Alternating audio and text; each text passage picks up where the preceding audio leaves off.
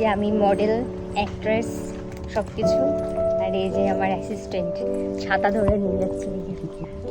ছাতা ধরো হে দিও না এমন সুন্দর খোপা আমার দিলে না। দেখ গানও বের করে দিলাম। অ্যাসিস্ট্যান্টটা ভালো আছে? কারোর লাগলে বলবে। ঠিক আছে, সাত সকালে এরকম বেদের মেয়ে জোসনা সেজে আমি যাচ্ছি ডান্সের শ্যুট করতে। কোন দিকে যাব?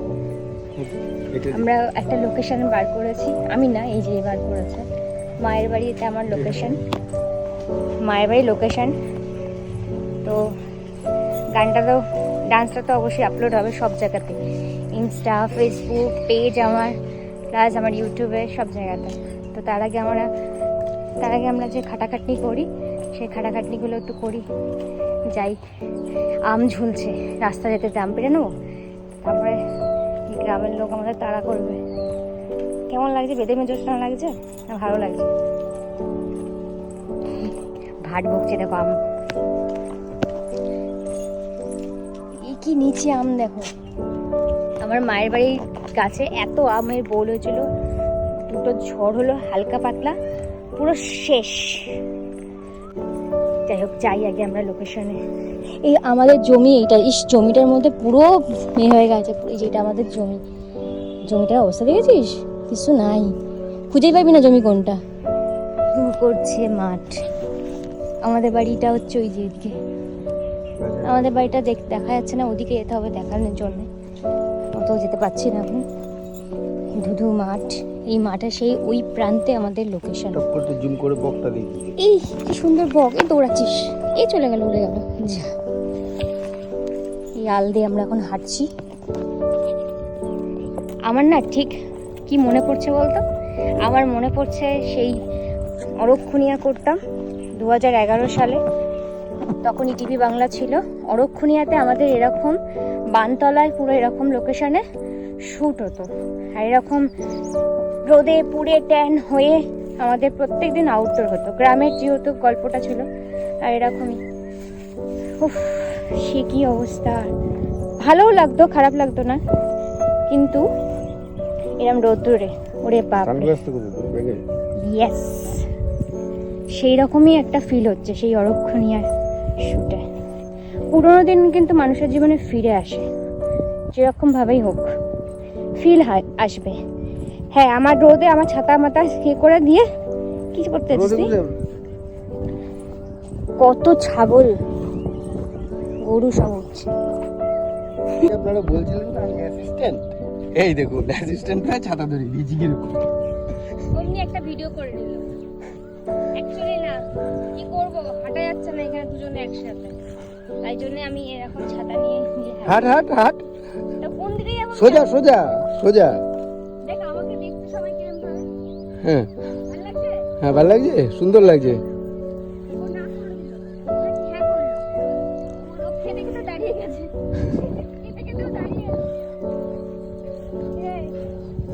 এই গরু গুতাবে না তো? কেউ গুতাবে না তোকে দেখে, গরু চলে যাবে তো। গরু আবার গুতাবে না তো রে? আর গরু তোকে গুতাবে কেন? ভয় লাগে। তুই তো ওদের বস। ঠিক আছে, এখানে দেখ, এখানে দেখ গরু ছাগল সব দেখা যায়, আমাদের ওখানে তো দেখাই যায়। গরু ছাগল এখানে দেখা যায়, আমাদের ওখানে তো দেখাই যায় না। তো হাঁটতে হাঁটতে আমার সব এনার্জি শেষ হয়ে গেল। আর কোথায় রে? বসে বসে এখন ওইখানে বসে বসে গান সেট করছে।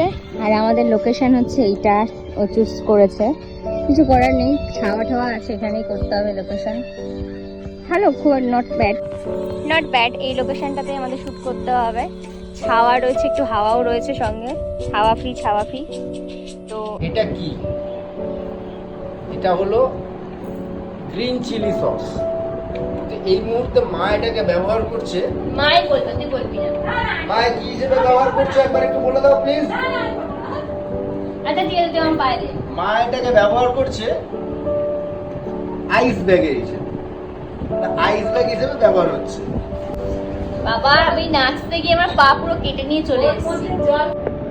একটা ইউনিক ব্যাপার, তাই না? দেখি, এটা সসের এই প্যাকেটটাকে না ফেলে এর মধ্যে জল দিয়ে রেখে দিয়েছে এবং এটাই আইস ব্যাগ হয়ে গেছে। মা আমাকে, আমার পাটা কেটে গেছে, তাই জন্য মা বলছে এখন একটু বরফ দে। আমার তো শ্যুটটা পুরো কমপ্লিট হয়নি, যাবো আবার, তো বললো একটু আইস দিতে। আমি আইস এখন লাগবে না, বলছে আমার কাছে আইস ব্যাগ আছে। আমি ভাবলাম মনে হয় বলে আইস ব্যাগ যেটা হয় অরিজিনালি সেটা। বাবা বের করছিল দেখাচ্ছে, ইউনিক পুরো ব্যাপারটা।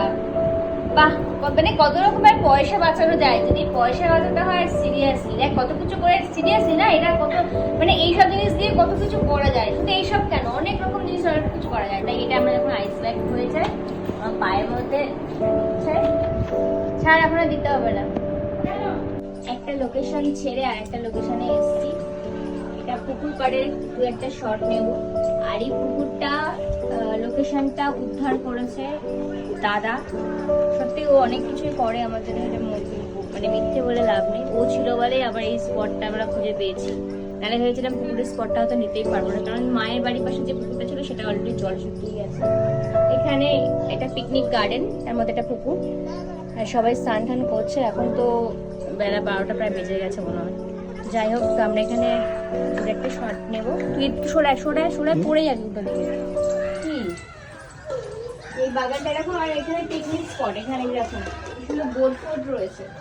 কিন্তু গ্রামের এই জায়গাটাতে আমি বোট দেখাতে পারবো না, কারণ আমার যে গানটা যাচ্ছে সেটা তো একটা গ্রাম বাংলার একটা সুন্দর একটা গ্রাম, সুন্দর একটা গ্রাম বাংলার ডান্স আমি করছি। তো সেখানে আমি বোট আমি ইউজ করতে পারবো না, মানে বোটটাও হয়তো ইউজ করতে পারতাম। অ্যাকচুয়ালি এটা পিকনিক স্পট। যাই হোক, এখানে দাঁড়িয়ে দুটো শট নিয়ে বাড়ি যাই। আর পাচ্ছি না, প্রচণ্ড গরম, কী যা হবে। দেখা একটু এই লোকেশনটা, সবাই কি সুন্দর স্নান করছে, আর আমরা এখানে সব করছি। চল শুরু করি আর পরে দেখা হচ্ছে। বিধ্বস্ত, গলায় গামছাটা দিয়ে তোকে তো অন্য কিছু লাগছে। উফ, আমার বদনটা দেখো শুধু একবার, আর পাচ্ছি না। ও কি পরি হয়ে গিয়েছিলাম, ঝোড়ো কাক হয়ে এলাম। ফাইনালি আমাদের শুট কমপ্লিট হচ্ছে। এবার গিয়ে স্নান করতে পারলে বাঁচি। টাটা সবাইকে। সবাই দেখো আমাদের গানের শুটটা কেমন হচ্ছে, মানে নাচটা। আর আমাদের কমেন্ট করে বলো কেমন হচ্ছে। টাটা।